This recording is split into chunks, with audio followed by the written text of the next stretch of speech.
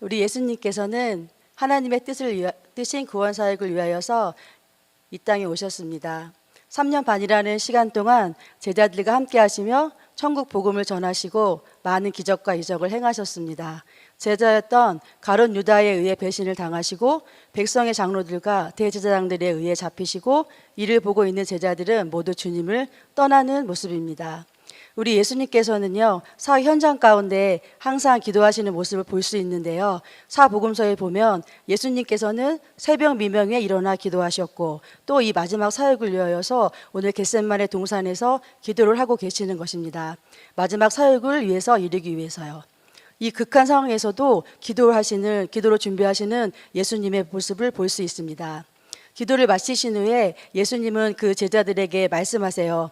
마태복음 26장 46절에 자 일어나자 함께 가자 나를 파는 자의 손이 가까이 왔느니라 말씀하실 때에 저편에서 가룟 유다와 대제사장들과 장로들의 파송한 무리들이 예수님을 잡기 위해서 칼과 몽치를 가지고 온 것입니다.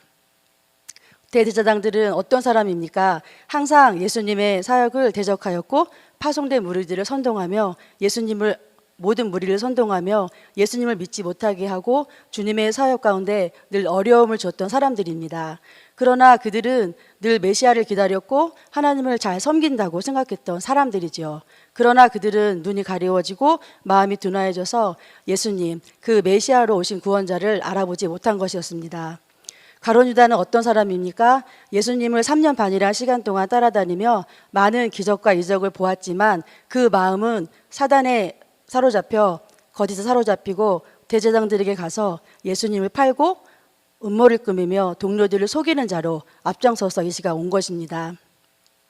그 당시 유대인들의 관습에는요, 친구들 간에 서로 입맞추며 인사하는 관습이 있는데요.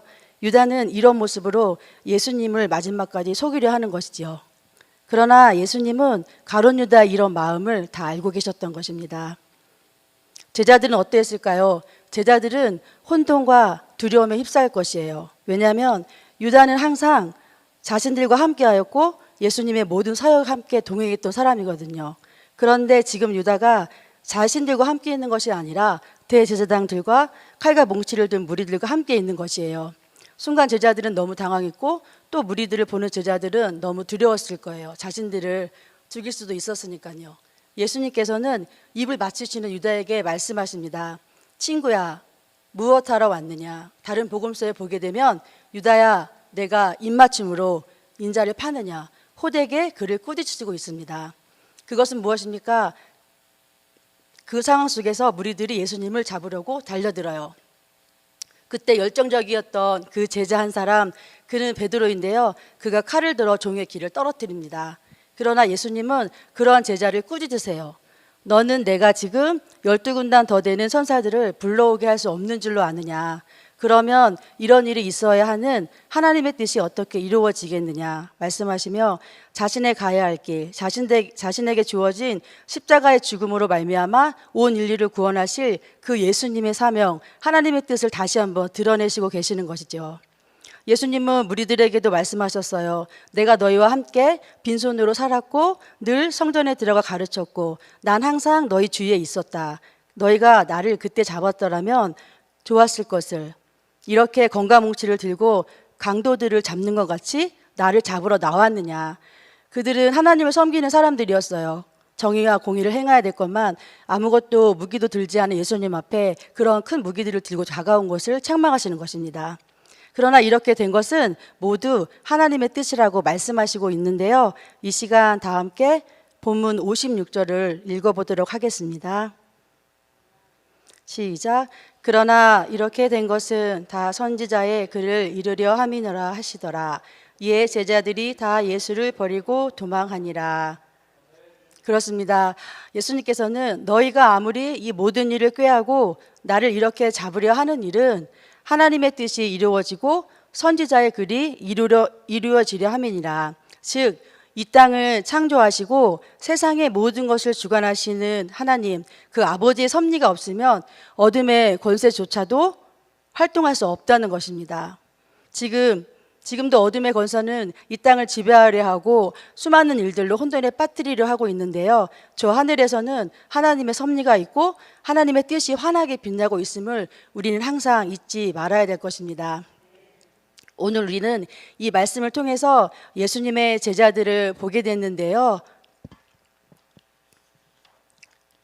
두려움에 빠진 제자들은 아마 예수님의 그 하나님의 예언의 말씀을 알고 있었을 것이에요. 그러나 그제서야 예수님이 잡히실 것을 알게 된 것 같아요. 제자들이 보인 행동은 겁에 질리고 혼돈에 빠진 그들은 예수님을 모두 버리고 떠나는 것을 선택합니다.